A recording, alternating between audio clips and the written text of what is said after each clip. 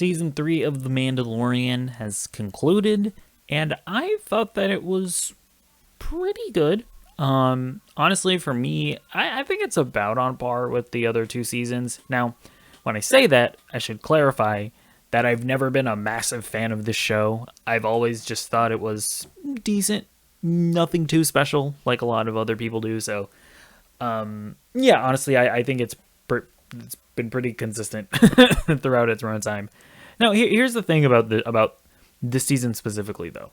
I think the reason why it's not working quite as well for people is for two reasons.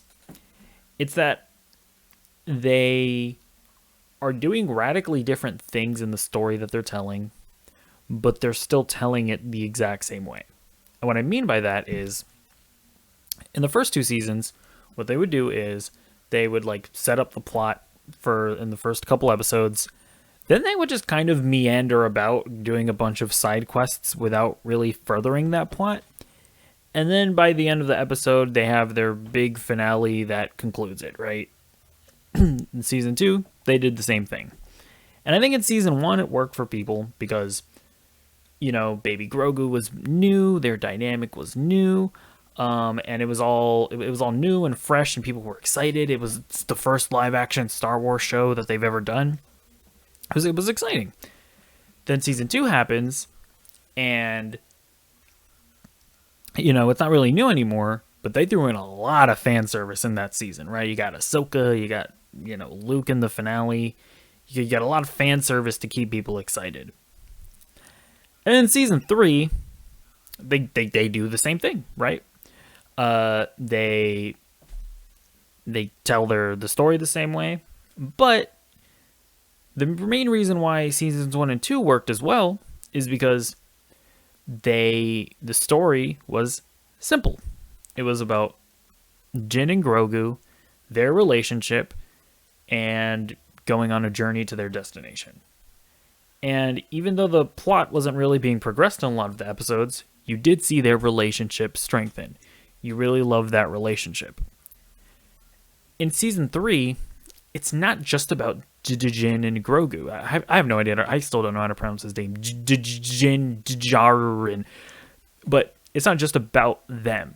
It's about Mandalore, the Mandalorians, all of them. It's about, you know, whatever, the New Republic and the seed of the Empire rising into the world order, whatever it's called in the sequel trilogy. I don't remember.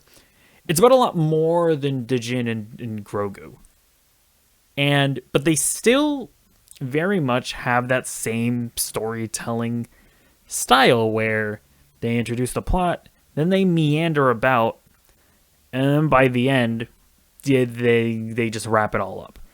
And it's like, if you're gonna have this be a much larger story, a much more complicated story, it's like, I really feel like they should have had more episodes that dealt with more of the Mandalorians, have more episodes like episode 3 that a lot of people didn't like, but like have more episodes that dealt with that side of things, with the remnants of the Empire seeding into the Republic, or whatever the new government is called. Like, if you're gonna broaden the scope of the story like that, actually broaden the scope.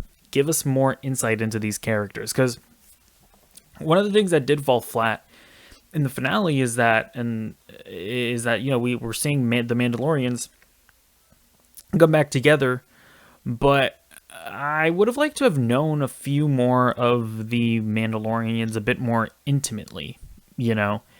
It's like, we really know Jin, we really know Grogu, but it's like, and we really know Bo-Katan. And by the way, you only really know Bo-Katan super well if you've watched the like Clone Wars and Rebels and blah blah blah. And it just would have been nice for them to have truly broadened the scope and truly fleshed more of these characters out. At the end of the day, I still think it works, but I can understand why other people wouldn't. Oh yeah, and then yeah, the other thing that this season doesn't do is that it doesn't do as much fan service.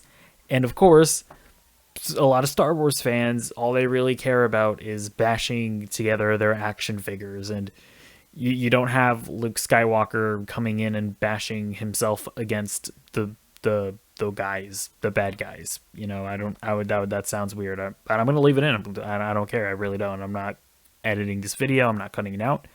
I'm leaving it in.